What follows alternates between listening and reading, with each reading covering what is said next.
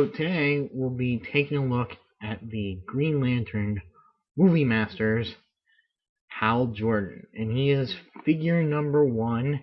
The same exact figure will be available as Toys R Us exclusive 2-packs. I believe one pack is Hal Jordan and Tomar Ray, and the other pack is Hal Jordan and Abin Sur.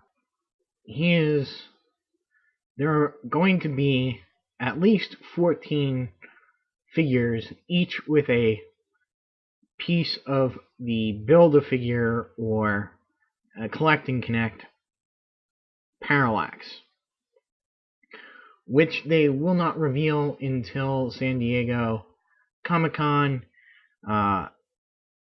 and which just happens to be the weekend that the movie premieres. So they kind of want to not spoil the final look of Parallax, I guess. Here is the part of Parallax that comes with Hal Jordan, and it looks to be like some sort of arm. He's clearly got a shoulder joint here that will move in and out, and will rotate here as well as rotate here within the where it plugs into the main part of the Build-A-Figure. The rest of the limb, such as it is made out of a very, very durable, looks like a bendy wire. And you can kind of see through the clear translucent plastic here, and you can see that it is quite thick, and you can see the detailing of these demonic heads at the end of its limb here. And I'm guessing that they might be able to grasp onto a figure like that. I am not quite sold on these guys. In fact, I'm a little bit disappointed. Now, they all come with this very plain base here, with the only word on it, China, where obviously it was manufactured. They put the Superpowers logo on these bases for the DC Universe figures. You could have put a Green Lantern thing on there, or at least a sticker, maybe. It's kind of a little bit too plain. And since these guys are a little bit smaller than the DC Universe Classics, they are kind of set off to one side. And it's always going to be the same side, because they only have one peg hole there on the foot. Now, this may not be true of other figures in the line, but we'll just have to see. These are pretty detailed sculpts, and I do like that fact. I mean, look at the striations, I guess you could say, these lines that are all over the sculpt here, on the legs, his chest, on his back. I mean, it's all very detailed, and the sculpt is pretty. The face sculpt there is pretty fair resemblance to Ryan Reynolds. He does come with the movie lantern, which I don't know if you can tell. It does have a sort of translucent plastic that catches the light, so that's pretty cool. Gives that lit lantern effect. He fits in pretty well with the other movie master figure that I have, which actually was part of the Green Lantern Classics second wave. Yeah, from what I can tell of the other figures, he does fit in with them. But something that I was looking forward to doing is to have my Dark Knight Batman next to the Green Lantern. And if you ask me, they don't really fit.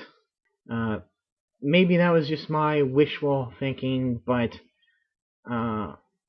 yeah, this figure is such great detail, and I mean, it doesn't have the full articulation of the DC Universe Classics, but it has pretty much the same. It's got that same joint.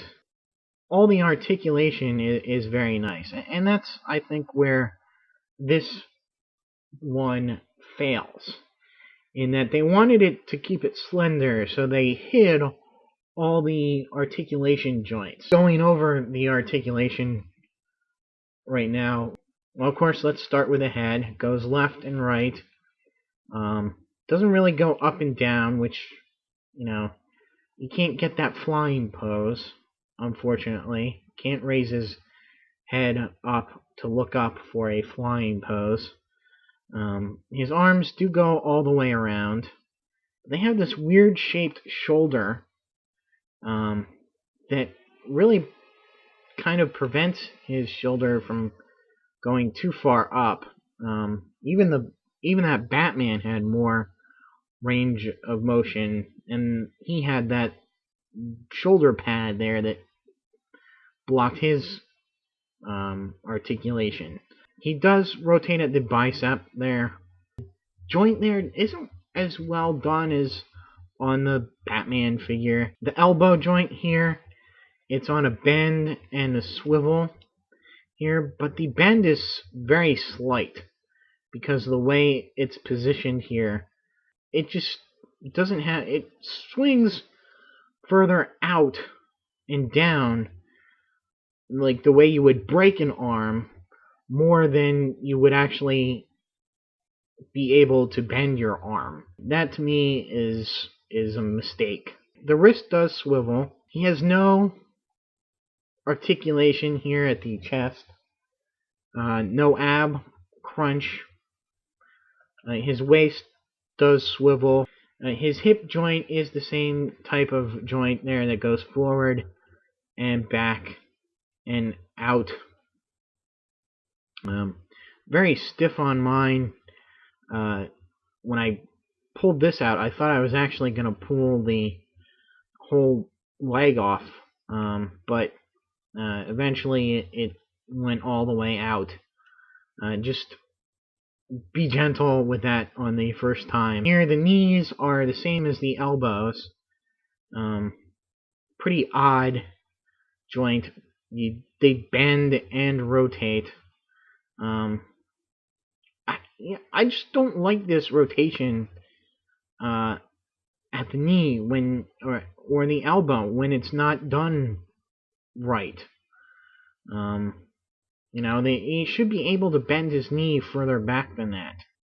I don't know. I just don't like this joint as in general. His feet bend and rotate. And one thing about the lantern there is that you notice that I've got the clear plastic rubber band there that held it into the package. He doesn't hold the lamp by himself, so you gotta fake it out with one of those clear elastic bands, and that's the only way he's going to be able to hold his lantern, unfortunately. So if you get this guy, do not throw out that little thing that keeps that little band that keeps it in the package. because you can use it to sort of dummy it out that he's able to hold the lantern. Otherwise, you're just going to have to put it on the ground in front of him.